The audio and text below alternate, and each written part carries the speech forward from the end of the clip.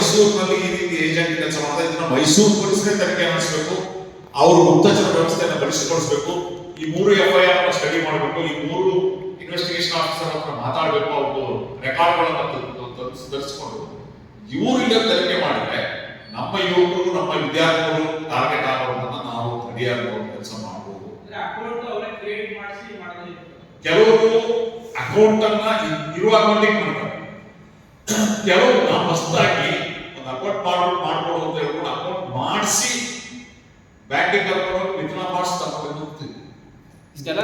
Mysuru city ಪೊಲೀಸರಿಗೆ ಮಾಹಿತಿ ಇದೆ. ಯಾಕಂದ್ರೆ ಈಗ ಮೊನ್ನೆ ಚೆನ್ನೈ ಸೆಂಟ್ರಲ್ ಪೊಲೀಸ್ ಅವರು ಬಂದಾಗ ಅವರು ಉದಯಗಿರಿ ಪೊಲೀಸ್ ಸ್ಟೇಷನ್ಗೆ ಮಾಹಿತಿ ಕೊಟ್ಟು ಒಂದು 2 ಯುವಕರನ್ನ ಕುವೆಂಪು ನಗರ ಅಲ್ಲಿಂದ ಅರೆಸ್ಟ್ ಮಾಡಿದ್ರು. ಒಬ್ಬ ಯುವಕರನ್ನ ನರಸಿಂಹರಾಜ ಉದಯಗಿರಿ ಪೊಲೀಸ್ ಠಾಣೆಯಲ್ಲಿ ಅರೆಸ್ಟ್ ಮಾಡಿರುತ್ತೆ. ಉದಯಗಿರಿ ಪೊಲೀಸ್ ಸ್ಟೇಷನ್ ಅಲ್ಲಿ ಕರೆಸಿ ಅಲ್ಲಿ ಪ್ರಕ್ರಿಯೆಗಳನ್ನ ಮಾಡಿಯೇ ಅನಂತರ ಕರ್ಕೊಂಡು ಹೋಗಿದ್ರು. ಬಟ್ ಕಮಿಷನರ್ ಗಮನಕ್ಕೆ ಬಂದಿದ್ಯಾ ಈ ಸ್ಥಳೀಯ ಸಬ್ ಇನ್ಸ್ಪೆಕ್ಟರ್ ಕಮಿಷನರ್ ಗಮನಕ್ಕೆ ತಂದಿದ್ದಾರ ಇಲ್ಲ ಗೊತ್ತಿಲ್ಲ. ಹಾಗಾಗಿ ಈಗ ಇದು ಪುನಾ ಪೊಲೀಸ್ ಸ್ಟೇಷನ್ ಆಗಿದ್ದು ಅದು ಪ್ರಕರಣ ಇಲ್ಲಿ ಅರೆಸ್ಟ್ ಮಾಡಿದ್ದು ಎನ್ಆರ್ ಪೊಲೀಸ್ ಸ್ಟೇಷನ್. ಹಾಗಾಗಿ ನಾನು ಮೈಸೂರು ಪೊಲೀಸ್ ಕಮಿಷನರ್ಗೆ ವಿಚಾರದಲ್ಲಿ ಗಂಭೀರವಾಗಿ ತಗೊಳ್ಬೇಕು. ಇಂತ ನಮಗೆ ಗೊತ್ತಿಲ್ಲದೆ ಕೆಲವಿರ್ಬೋದು, ನಮಗೆ ಗೊತ್ತಿರೋದು ನಾವು ಮಾಹಿತಿ ಕೊಡ್ತೀವಿ. ಯಾಕಂದ್ರೆ ಯಾಕೆ ನಮಗೆ ಗೊತ್ತಾಯ್ತು ಅಂದ್ರೆ ಈ ಪೇರೆಂಟ್ಸ್ ನಮ್ಮ ಹತ್ರ ಬಂದು ಈಗ ಆಗೋಗಿದೆ, ಈಗೆಲ್ಲ ಆಗಿದೆ ಅಂತ ಹೇಳ್ಕೊಂಡು ಡೀಟೇಲ್ಸ್ ಕೊಟ್ಟಾಗ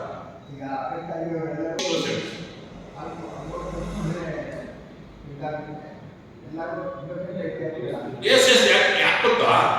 ಯಾಕೆಂತಂದ್ರೆ ಇವ್ರನ್ನ 2 ರೀತಿ ಬ್ಲಾಕ್ ಮೇಲ್ ಮಾಡ್ತಾರೆ. ಒಂದು ಹಣದ ಆಮಿಷ, 10 ಲಕ್ಷ ರೂಪಾಯಿ ವಿತ್ಡ್ರಾ ಮಾಡ್ಕೊಂಡು 10,000 ಸ್ಟೂಡೆಂಟ್ 10,000 ಸಿಗುತ್ತಲ್ಲ, ಏನೋ ಕಷ್ಟದಲ್ಲಿ ಮಾಡ್ಕೊಡ್ತೀನಿ ಹಿಂದೆ ಇರುವಂತ ಟ್ರೈನ್ ನೋಡಿ ಗೊತ್ತಿರಲ್ಲ. ನಂಬರ್ 2 ಎಮೋಷನಲ್ ಬ್ಲಾಕ್ ಮೇಲ್, ಸಿಸ್ಟರ್ದು ಮದುವೆ, ಮಕ್ಕಳ ಮದುವೆ ಹಂಗಾಗಿ 2 ಬ್ಲಾಕ್ ಮೇಲ್ ಮಾಡಿ ಅವ್ರನ್ನ ಮಿಸ್ಯೂಸ್ ಮಾಡ್ತಾರೆ. ಬ್ಯಾಂಕ್ ಅವರು ಕೂಡ ಈ ರೀತಿ ಹೊಸ ಯಾರೋ ಒಬ್ಬ ಬಿಸ್ನೆಸ್ ಮ್ಯಾನ್ ಇದ್ದಾನೆ, ದೊಡ್ಡ ಟ್ರಾನ್ಸಾಕ್ಷನ್ ಮಾಡ್ತಾ ಇದ್ದಾನೆ ಅಂತವ್ರದ್ದು ಪರವಾಗಿಲ್ಲ, ಅವ್ರು ಮಾಡ್ತಾ ಇರ್ತಾರೆ. ಇದು ಯಾರೋ ಹೊಸ ಅಕೌಂಟ್ ಓಪನ್ ಮಾಡಿದಾನೆ, ಹೊಸ ಅಕೌಂಟ್ ಓಪನ್ ಮಾಡಿ ಅವನು ಕ್ಯಾಶ್ ಹಾಕ್ತಾನೆ ವಿತ್ಡ್ರಾ ಮಾಡಿದ್ರೆ ಬ್ಯಾಂಕ್ ಅವರು ಸ್ವಲ್ಪ ಇದನ್ನ ಮಾನಿಟರ್ ಮಾಡೋದು ಅಥವಾ ಏನಾದ್ರು ಒಂದು ಸಿಸ್ಟಮ್ ಬೇಕು. ವಿಚಾರ ಬಂದಾಗ ಸ್ವಲ್ಪ ಪೊಲೀಸರಿಗೆ ಮಾಹಿತಿ ನೀಡಿ ನಾಗರಿಕರಿಗೆ ಮತ್ತು ಈ ರಾಜ್ಯದ ನಾಗರಿಕರು ಎಚ್ಚೆತ್ತುಕೊಳ್ಬೇಕು ಅನ್ನೋ ವಿಚಾರಕ್ಕೋಸ್ಕರ ಈ ಒಂದು ಪ್ರೆಸ್ ಕಾನ್ಫರೆನ್ಸ್ ನಾವು ಒಂದು ಉರ್ದು ಪತ್ರಿಕೆ ಅವ್ರದ್ದೊಂದು ಪತ್ರಿಕಾಗೋಷ್ಠಿ ಮಾಡಿ ಇವತ್ತು ಇಲ್ಲಿ ಪತ್ರಿಕಾಗೋಷ್ಠಿ ಮಾಡಿ. ಅದಲ್ಲದೆ ಏನು ಸಮಾಜದ ಮುಖಂಡರಿದ್ದಾರೆ, ಧಾರ್ಮಿಕ ಮುಖಂಡಗಳಿದ್ದಾರೆ, ನಮ್ಮ ರೀಚ್ ಏನಿದೆ ಸಂಘ ಸಂಸ್ಥೆ ಅವ್ರನ್ನೂ ಕರೆದು ನಾವು ಹೇಳಿದ್ವಿ ಈ ರೀತಿ ನೀವು ಅವೇರ್ನೆಸ್ ಮಾಡಿ ಅಂತ ಹೇಳಿ ವಿಚಾರಗಳನ್ನು ನಾವು ಹೇಳಿದ್ವಿ. ಬಟ್ ಇಲ್ಲಿ ಕೆಲವು ಕಾನೂನು ಪ್ರಕ್ರಿಯೆಗಳ ಬಗ್ಗೆ ಹೇಳಬೇಕು ಅಂತಂದ್ರೆ ಪೊಲೀಸ್ ಹೇಳ್ಬೇಕಾಗ್ತದೆ. ಒಂದು ಡಿಜಿಟಲ್ ಅರೆಸ್ಟ್ ಇಲ್ಲ, ಅರೆಸ್ಟ್ ಮಾಡಬೇಕು ಈ ರೀತಿ ಪ್ರೊಸೀಜರು. ಒಬ್ಬ ಪೊಲೀಸ್ ನೇರವಾಗಿ ಬರಬೇಕು, ನೋಟಿಸ್ ಕೊಡಬೇಕು, ಆಮೇಲೆ ಅರೆಸ್ಟ್ ಮಾಡಬೇಕು ಅನ್ನೋಂಥದ್ದು. ಅಥವಾ ಯಾವುದೇ ಪೊಲೀಸ್ ಎಲ್ಲಿಂದಲೇ ಬಂದು ಕೂಡ ಸ್ಥಳೀಯ ಪೊಲೀಸ್ ಅರೆಸ್ಟ್ ಮಾಡೋಂಗಿಲ್ಲ, ಡಿಜಿಟಲ್ ಅರೆಸ್ಟ್ ಒಂದು ಇಲ್ಲ ಅನ್ನೋಂಥದ್ದು. ಆ ರೀತಿಯ ಕ್ಲಿಯರ್ ಆದಂತ ಮಾಹಿತಿ ಪೊಲೀಸರೇ ಕೊಟ್ಟಾಗ ಜನಕ್ಕೆ ಕಾನ್ಫಿಡೆನ್ಸ್. ಅದನ್ನ ಪ್ರತಿಯೊಂದು ವಾರ್ಡ್ನಲ್ಲೂ ಕೂಡ ಒಂದು ವಾರ್ಡ್ ರೂಟ್ ನಲ್ಲಿ ಪೊಲೀಸ್ ಕಮಿಷನರ್ ಅವರು ಮೈಸೂರು ಮಾಡಬೇಕು ಅಂತ ಹೇಳಿ ನಾನು ಬರೀ ಇಡೀ ರಾಜ್ಯದಲ್ಲೇ ಮಾಡಬೇಕು. ಯಾಕೆ ನಮಗೆ ಮೈಸೂರು ನಗರ ಆದ್ರಿಂದ ಈ ರೀತಿ ಪ್ರಕರಣಗಳು ಬೆಳೆದಿದೆ ಅಂತ ಮೈಸೂರು ನಗರದವರು ಇನಿಷಿಯೇಟಿವ್ ಮಾಡಬೇಕು ಅಂತ ಹೇಳಿ ರಿಕ್ವೆಸ್ಟ್ FIR ಮಾತ್ರ ಇದೆ. 3 FIR ತಗೊಂಡಿದ್ವಿ. ಇದರಲ್ಲಿ ಕೆಲವು ಇನ್ವೆಸ್ಟಿಗೇಷನ್ ಆಫೀಸರ್ ಹತ್ರ ಕೂಡ ನಾನು ಮಾತಾಡಿದ್ದೆ. ಕಮಿಷನರ್ಗೆ ನಾನು ಈ 3 FIR ಕೊಡ್ತೀನಿ, ಅವರಿಗೂ ಕೂಡ ನಾನು ಮಾತಾಡ್ತೀನಿ ಈ ರೀತಿ ಒಂದು ತನಿಖೆ ಮಾಡಿ ಅಂತ ಹೇಳಿ ಮಾಡಿದ್ರೆ ಹೌದು. ಈಗ ಏನಾಗಿದೆ, ಕೆಲವರು ನನಗೆ ಬಂದ ಮಾಹಿತಿ ಪ್ರಕಾರ ಕೆಲವರು ತಪ್ಪಿಸ್ಕೊಂಡಿದ್ದಾರೆ, ಅಂದ್ರೆ ಸಿಗ್ತಾ ಇಲ್ಲ. ಸೊ ಫೋನ್ ಸ್ವಿಚ್ ಆಫ್ ಮಾಡ್ಕೊಂಡಿದ್ದಾರೆ, ಅಬ್ಸ್ಟ್ಯಾಂಡಿಂಗ್ ಇದ್ದಾರೆ. ಕೆಲವರು ಗೊತ್ತಾಗಿದೆ, ಐಡೆಂಟಿಫಿಕೇಶನ್ ಆಗಿದೆ, CCTV ಫುಟೇಜ್ ಬ್ಯಾಂಕ್ ಅನ್ನು ತಗೊಂಡಿದ್ದಾರೆ, ಬಟ್ ಅಬ್ಸ್ಟ್ಯಾಂಡಿಂಗ್ ಇದ್ದಾರೆ ಅಂತ. ಒಟ್ಟಿನಲ್ಲಿ ಮೂಲ ಯಾರು, ಒಂದು ಯಾರೋ ಕಾಂಪೌಂಡ್ ಎಲ್ಲೋ ಕೂತ್ಕೊಂಡು ಏನು ಈ ಆಪರೇಟ್ ಮಾಡ್ತಾರೆ, ಅವ್ರು ಬೇರೆ, ಅವರು ಫಸ್ಟ್ ಬೇರೆ ಅಕೌಂಟ್ ಆಮೇಲೆ ವಿತ್ಡ್ರಾ ಮಾಡಕ್ಕೆ ಇಲ್ಲಿ ತೋರಿಸ್ಕೊಳ್ತಾರೆ. ಇಲ್ಲಿ ಯುವಕರನ್ನ ಟಾರ್ಗೆಟ್ ಮಾಡಕ್ಕೆ ಏಜೆಂಟ್ಗಳು ಇರ್ತಾರೆ. ಅದು ಬಹಳ ಮುಖ್ಯ. ಅವ್ರನ್ನ ಇನ್ವೆಸ್ಟಿಗೇಷನ್ ಆಫೀಸರ್ ಹತ್ರ ಮಾತಾಡ್ತಾರೆ, ನೀವು ಈ ರೀತಿ ಹುಡುಗನ ಅರೆಸ್ಟ್ ಮಾಡಿದ್ರಿ, ಯಾಕಂದ್ರೆ ಬ್ಯಾಂಕ್ ಎವಿಡೆನ್ಸ್ ಇದೆ, ಹಂಗಾಗಿ ಅವ್ರು ಅರೆಸ್ಟ್ ಮಾಡಲೇಬೇಕು ಅಂತ ಅರೆಸ್ಟ್ ಮಾಡಿದ್ರು. ಬಟ್ ಇದನ್ನ ಮಾಡಿಸ್ತಾ ಇರೋರು ಯಾರು, ಇದರ ಹಿನ್ನೆಲೆ ಇರುವಂತವ್ರು ಯಾರು, ಅವ್ರನ್ನ ಅರೆಸ್ಟ್ ಮಾಡ್ತಾ ಇದನ್ನ ಏನು ಪ್ರಯೋಜನ ಇಲ್ಲ. ಆಮೇಲೆ ಯೂಟ್ಯೂಬ್ ಬಲಿಪರೀಕ್ಷೆಗಳಾಗ್ತಾರೆ, ಸ್ಟೂಡೆಂಟ್ಗಳು ಬಲಿಪರೀಕ್ಷೆಗಳಾಗ್ತಾರೆ ಅಂತ ವಿಚಾರವನ್ನ ನಾನು ಮಾತಾಡ್ತೀನಿ. ಈ 3 ಜನನು ರಿಟೈರ್ಡ್ ಆಫೀಸರ್, ವಯಸ್ಸಾದವರು. ಅದ್ರ ಒಬ್ರು ನೋಡಿ ಬ್ಯಾಂಕ್ ಎಂಪ್ಲಾಯಿ ಅವರು, ಈ ಗುಣದವರು ಪಾಪ 73 ವರ್ಷದ ಬ್ಯಾಂಕ್ ಎಂಪ್ಲಾಯಿ. ಅವ್ರನ್ನ ಹೆಂಗೆ ತಿಳಿಸ್ತಾರೆ ಅಂತಂದ್ರೆ, ನಿಮ್ಮ ಆಧಾರ್ ಕಾರ್ಡ್ ಬಳಸ್ಕೊಂಡು ಯಾರೋ ಒಬ್ಬ ಟ್ರಾಫಿಕ್ ಮಾಡಿದ್ರೆ ನಿಮ್ಮ ಆಧಾರ್ ಇರೋದ್ರಿಂದ ನಿಮ್ಮ ಮೇಲೆ ಎಫ್ಐಆರ್ ಆಗಿದೆ, ಬಂದಿದೆ. ಈ ರೀತಿ ಬೇರೆ ಬೇರೆ ಬೇರೆ ಬೇರೆ. ಮತ್ತೆ ಇನ್ನೊಂದು ವಿಚಾರ ಪ್ರಮುಖವಾಗಿ, ಕೆಲವು ಕಡೆ ಮಾಡಿದ್ರೆ ಮಕ್ಕಳು ಯಾರೋ ಓದಬಹುದು, ಬೇರೆ ಊರಿನಲ್ಲಿ ಓದಬಹುದು, ಅಂಥವ್ರನ್ನ ಟಾರ್ಗೆಟ್ ಮಾಡಿ ನಿಮ್ಮ ಮಕ್ಕಳು ಅರೆಸ್ಟ್ ಆಗಿದ್ದಾರೆ ಡ್ರಗ್ಸ್ ನಲ್ಲಿ, ನಿಮ್ಮ ಮಕ್ಕಳು ಯಾರೋ ಹ್ಯೂಮನ್ ಟ್ರಾಫಿಕ್ ನಲ್ಲಿ ಅರೆಸ್ಟ್ ಆಗಿದ್ದಾರೆ, ಅವ್ರನ್ನ ಬಿಡಬೇಕು, ಇಷ್ಟು ದುಡ್ಡು ಕೊಡಬೇಕು ಅಂತ ಹೇಳಿ ಅದು ಇದೆ. ಬ್ಯಾಂಕ್ ಆಫೀಸರ್ ಫೋನ್ ಮಾಡಿ ನಿಮ್ದು ರಿನ್ಯೂವಲ್ ಮಾಡಬೇಕು, KYC ಮಾಡಬೇಕು. ಹಾಗಾಗಿ ನಾನು ಸಾರ್ವಜನಿಕರಿಗೆ ಹೇಳೋ ತಮ್ಮ ಮಾಧ್ಯಮದ ಮೂಲಕ, ಯಾವುದೇ ಮಾಹಿತಿಯನ್ನ ಬ್ಯಾಂಕ್ ಅಲ್ಲೇ ಆಗಿರ್ಲಿ, ಯಾವುದೇ ಮಾಹಿತಿಯನ್ನ ಫೋನ್ ಮೂಲಕ, ವಾಟ್ಸ್ಆಪ್ ಮೂಲಕ ಹಂಚ್ಕೊಬೇಡಿ. ಬ್ಯಾಂಕ್ ನೇರವಾಗಿ ಹೋಗಿ, ನಿಮ್ಮ ಬ್ಯಾಂಕ್ ಏನಾದ್ರು ವಿಚಾರಗಳಿದ್ರೆ ಬ್ಯಾಂಕ್ ನೇರವಾಗಿ ಹೋಗಿ ವ್ಯವಹರಿಸಿ. ಯಾಕೆ ಫೋನು ಇದ್ರಲ್ಲಿ OTP ಕೊಡೋದು ಮಾಡೋದು, ನಿಮ್ಮ ಹಣ ಕೊಡ್ಬೋದು.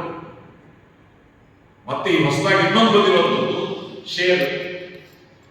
ಈ ಸರ್ಕಾರ ಏನ್ ಮಾಡ್ತಿದೆ ಅಂತ ಗೊತ್ತಿಲ್ಲ, ಪೊಲೀಸ್ ಡಿಪಾರ್ಟ್ಮೆಂಟ್ ಮತ್ತು ಸರ್ಕಾರಗಳು ಬಹಳ ಬೇಸರ ಆಗ್ತದೆ. ಶೇರ್ ಮಾರ್ಕೆಟ್ ಅಂದ್ರೆ ಹಣ ಹುಡಿ ಅಂತ ಹೇಳಿ ಇತ್ತೀಚೆಗೆ ಬಹಳ, ನೀವು ಉದ್ರಲ್ಲಿ ನೋಡಿರ್ಬೋದು ಫೇಸ್ಬುಕ್ ಅಲ್ಲಿ. ಯಾರು ಮಾತಾಡೋದು? ಇನ್ಫೋಸಿಸ್ ನಾರಾಯಣಮೂರ್ತಿ ಮಾತಾಡ್ತಾರೆ, ಸುಧಾಮೂರ್ತಿ ಮಾತಾಡ್ತಾರೆ, ನಿರ್ಮಲಾ ಸೀತಾರಾಮನ್. ನೀವು ನೋಡ್ಬೇಕು, ನಿರ್ಮಲಾ ಸೀತಾರಾಮನ್ ಹೇಳ್ತಿದ್ರೆ ಇಂಥ ಇದರಲ್ಲಿ ಹಣ ಬರಲಿಕ್ಕೆ ಸಿಗ್ತದೆ. ಇದೆಲ್ಲ AI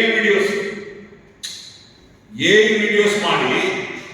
ಈಗ ಅರ್ಥ ಮಾಡ್ಕೊಳ್ಳಿ, ಇನ್ಫೋಸಿಸ್ ನಾರಾಯಣಮೂರ್ತಿ ಇಂಥ ಶೇರ್ಸ್ ಅಲ್ಲಿ ನೀವು ಹಣ ಹಾಕಿ ಹಣ ಅಂತ ಇರ್ತಾರೆ.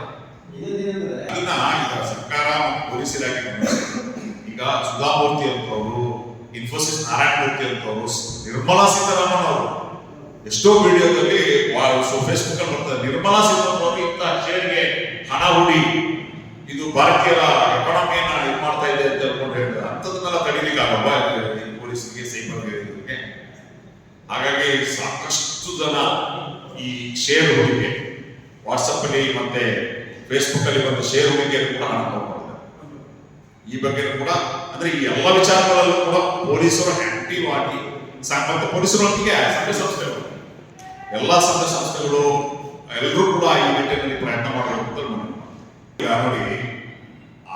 ಆ ಡ್ರಗ್ ಪ್ರಕರಣದಲ್ಲಿ ಮಹಾರಾಷ್ಟ್ರ ಪೊಲೀಸರು ಬಂದು ಇಲ್ಲಿ ಅರೆಸ್ಟ್ ಮಾಡಿದ್ರು. ಅಲ್ಲಿವರೆಗೆ ಇಲ್ಲಿಗೆ ಮಾಹಿತಿ ಇರಲಿಲ್ಲ. ಅಂದ್ರೆ ಗುಪ್ತಚರ ವ್ಯವಸ್ಥೆಯನ್ನು ಬಲಪಡಿಸಬೇಕು. ನಾನು ಅದನ್ನೇ ಹೇಳ್ತಾ ಇದ್ದೀನಿ.